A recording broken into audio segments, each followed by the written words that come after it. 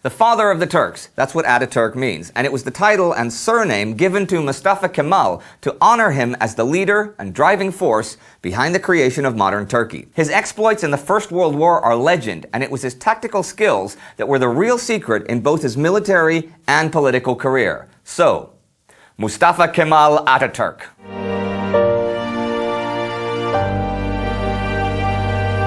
My name is Indy Nidell. Welcome to another special episode of Who Did What in World War I. Mustafa was born in May 1881 in Saloniki, today's Thessaloniki, in what is now Greece, but what was then part of the Ottoman Empire. His actual birth date is unknown, but he chose May the 19th himself. His father was a timber dealer and a former customs lieutenant who died when Mustafa was 7 years old, while his mother came from a long-established rural family. He grew up in fairly modest circumstances and had 5 siblings, but only one, a sister, survived childhood. After the death of the father, the family moved to the countryside to live with one of Mustafa's uncles, and Mustafa did not attend school regularly until he moved back to Saloniki at the age of nearly 10. He wasn't there for long, though, dropping out at the age of 12. But he eventually applied to a middle school, was accepted, and graduated in 1895 as one of the top students. This is apparently where he was given his surname, Kemal, from his math teacher. It was in praise of his skills. Kemal means perfect in Arabic. After graduation, he attended cadet school in Manastir, now in Macedonia. In 1899, he moved to Constantinople, the capital of the empire, now Istanbul, and became an officer at the military academy. He remained there until 1902, but was arrested shortly after leaving by government intelligence and spent several months in prison for opposition to the government. See, Mustafa had joined the opposition party while at the academy, which supported Western-style reform movements and wanted greater self-determination and autonomy in the empire, rather than the absolute power of the Sultan. The academy's director intervened and got Mustafa released, and soon enough, he was a captain employed by the War Office. In Damascus, he founded a secret organization called Fatherland and Freedom, and shortly afterwards himself became a member of the Committee for Union and Progress, otherwise known as the Young Turks, a large opposition organization. In 1908, as an army chief of staff, he supported the Young Turks Revolution, which deposed the Sultan and restored a constitutional government. In 1910, Mustafa visited Western Europe for the first time. His famous quote, "There are different cultures, but only one civilization, the European one," comes from that visit. In 1911 and 12, he fought as a major in the Italian-Turkish War. Now, this war showed the cracks in the foundations of the empire. And in 1912, Greece, Serbia, Montenegro, and Bulgaria formed an alliance to exploit those cracks and attack the empire in October.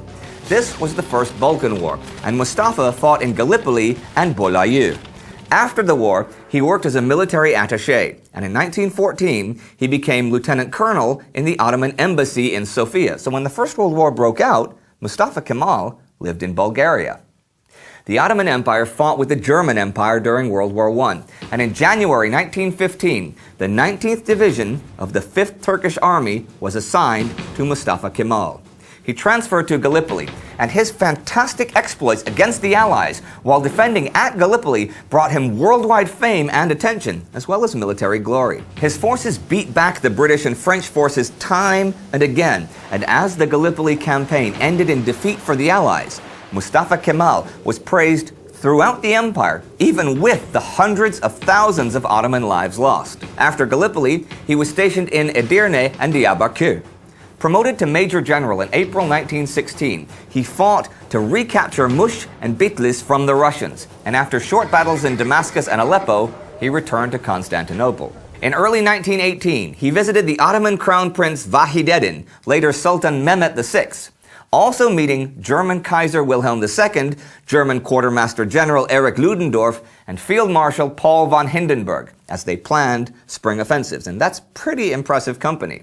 In June 1918, Mehmet became Sultan of the Empire, the last one, as it turned out. Mustafa was made commander of the 7th Army, with the task of defending Syria against the British advance. Now, this would prove to be an impossible task, and Mustafa Kemal could only organize a coordinated retreat until the Treaty of Mudros on October 31st ended the campaign. After the war, Mustafa returned to Constantinople.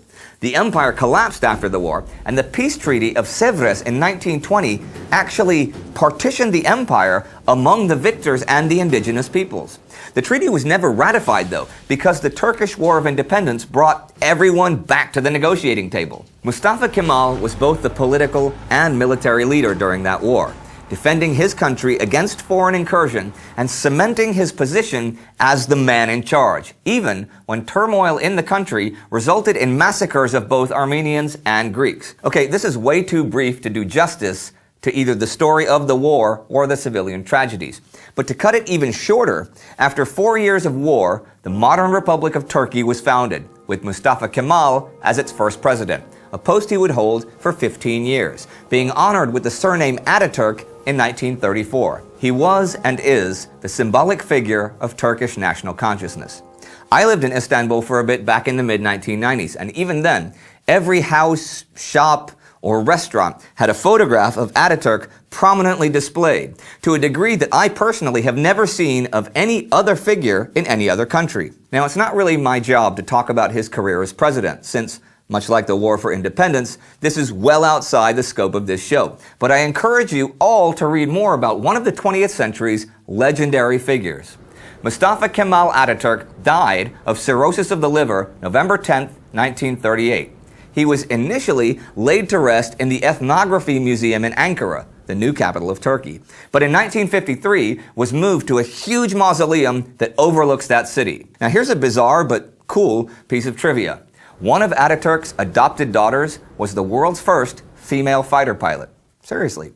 So there you have it, a man who in many ways was larger than life. Mustafa Kemal Atatürk, the father of all Turks and the driving force behind the creation of modern Turkey. If you want to see how the whole Gallipoli mess really got going, check out this episode about the first landings and how Mustafa Kemal was involved in the defense. And let us know if there's another important figure from the war that you'd like to learn more about. Don't forget to subscribe. See you next time.